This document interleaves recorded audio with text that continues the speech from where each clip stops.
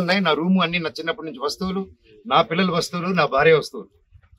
అంటే ఒక మగాడు నేను ఊర్లో ఉన్నప్పుడు లేని ధైర్యం, నేను ఊరు దాటిన వెంటనే జైపూర్ పాపను ఎత్తుకొని, వీడు పాప బర్త్డే బిజీలో ఉంటాడు, ఈ టైంలో కొట్టొచ్చని కేవలం విష్ణు ప్లాన్ వేసుకొని తెల్లారుజామున April 1 5:40కి ఇదే రోడ్లో ఉన్న కెమెరా సీసీటీవీ, మా ఇంట్లోనే సీసీటీవీలు వాళ్ళు ఫేమస్ కదా, పోయినసారి గొడవ అయినప్పుడు వాళ్ళు నా మీద కంప్లైంట్ వేసి వాళ్ళే సీసీటీవీ దాచిపెట్టారు. ఇప్పుడు కూడా మీరు వెళ్ళి అడగండి, సీసీటీవీ వాళ్ళు ఎంటర్ అయింది ఎవరు, వాళ్ళు ఇస్తే సగం ముందు కొట్టుకుని తిరుగుతాను నేను వీధంతా. వాళ్ళ సమస్య లేదు ఎవరు మీకు, ఎందుకంటే వాళ్ళు చేసింది దొంగ పని. నంబర్ 1, కమిషనర్ గారి బైండ్ ఓవర్ ని క్రాస్ చేశారు, మల్టిపుల్ టైమ్స్ క్రాస్ చేశారు.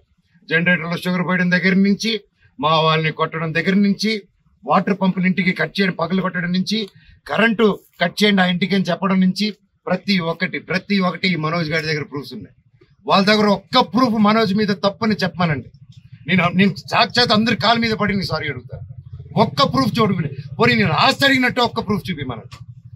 వాళ్ళు చెప్పేది ప్రతిదీ అబద్ధం. April 1వ తారీఖున దౌర్జన్యంగా 30-40 కార్లు, ఆ వీడియో కూడా ఇచ్చారు మీకు. 30-40 కార్లు ఇదే వీధిలో వచ్చి మా సెక్యూరిటీ గేట్లు దూకి స్టంప్స్ లో కూతురు మాట్లాడి నా సెక్యూరిటీని కొట్టి 3 గంటల వరకు బంధించారు లోపల. నేను 100కి చేశా, పోలీసుకి చేశా, సార్ కమిషనర్ గారికి చేశా, డీసీపీ గారితో మాట్లాడారు మా వైఫ్. సార్ ఇలా అయింది, పెట్స్ ఉన్నాయి, అన్ని పగలు కొడుతున్నారు, మా వస్తువులన్నీ లోపల, నా రూమ్ వస్తువులన్నీ పగలు కొట్టేశారు. నా బాబు ఫొటోస్, నా పాప ఫొటోస్, చిన్నప్పటి నుంచి వస్తువులు, నా పాప కోసం ఉన్న చిన్న చిన్న నగలు మేము బర్త్డే కోసం కొనుక్కున్నట్టువి ప్రతిదీ పగలు కొట్టి ఎక్కడేసారో కూడా తెలియట్లేదు. నా కారు, నా 2016లో కొనుక్కున్న నా కారు టో చేసుకొని ఆల్మోస్ట్ 9 years కారు, నాకు చిన్న నేను పాత వస్తువులు అన్ని ఎత్తి పెట్టుకుని ఉంటానండి, నేను అవే వాడుకుంటూ ఉంటాను.